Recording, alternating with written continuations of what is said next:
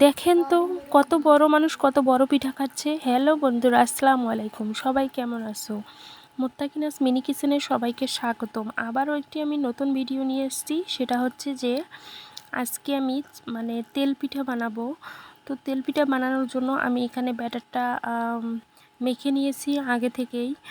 তো মিনি কিচেনে সব কিছু দেখানো সহজ অতটা হয় না। তো আমি এক ফোঁটা দিয়ে দেখলাম তেলটা গরম হয়েছে কি না। তো তেলটা তো গরমই হয়নি, আমার একদম তর্স হয়েছে না, কারণ আমি দেখতে চাই যে পিঠাটা কেমন হয়, এজন্য আমি একটু আগেই দিয়ে দিছিলাম। তো ফাইনালি আমার তেলটা কিন্তু গরম হয়ে গেছে, এখন কিন্তু দেওয়ার উপযোগী। তো আমি একটা পিঠার গলা কিন্তু দিয়ে দিয়েছি। আসলে আমি এর আগে একটু অন্য কিছু বানিয়েছিলাম, তো সে ব্যাটারটা আমার বেঁচে ছিল, সেটাই এখন আমি তেল পিঠার জন্য ইউজ করতেছি। তো বেশি একটা ফুলতেছে না।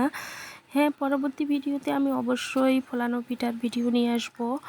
তো বন্ধুরা, আপনারা দেখতেই পাচ্ছেন প্রত্যেকটা পিঠাই কিন্তু অসাধারণ হচ্ছে। চিতই পিঠার ভিতরে যে ফোর হয়, সেরকমই তেল পিঠার মধ্যে ফোর হচ্ছে, কষা কষা যেটাকে বলে আর কি। খেতে কিন্তু খুবই দারুণ হবে, মজার হবে।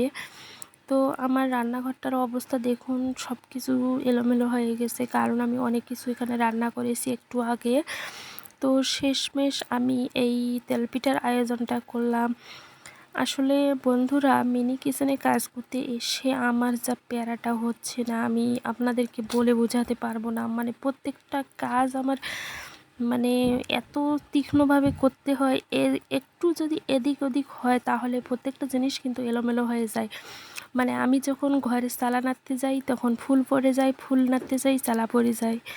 আবার কোনো পাতিলে যদি ঢাকনা খুলতে যায়, আরেক পাতিলে লেগে পড়ে যায়।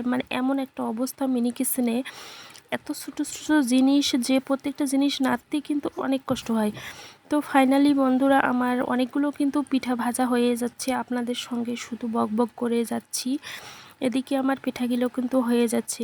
আর এই পিঠাগুলো খাওয়ার জন্য কিন্তু একজন খুব পিছনে তাড়া দিচ্ছে, সে অনেক কান্নাকাটি করতেছে। আমার ননদের ছেলে, সে আসছে, সে যখন দেখছে যে আমি এরকম পিঠা বানাচ্ছি, সে খাওয়ার জন্য অনেক বায়না করছে। তো আমি ওকে বোঝাচ্ছি যে বাবা দিচ্ছি, একটু পরে সবগুলো পিঠা ভেজে নিয়ে ওকে দেই, কিন্তু না, ও মানতেইছে না। শেষমেশ কিন্তু আমার যা কাণ্ডটা হয়ে গেল, আমি ওকে বোঝাতেই পারলাম না।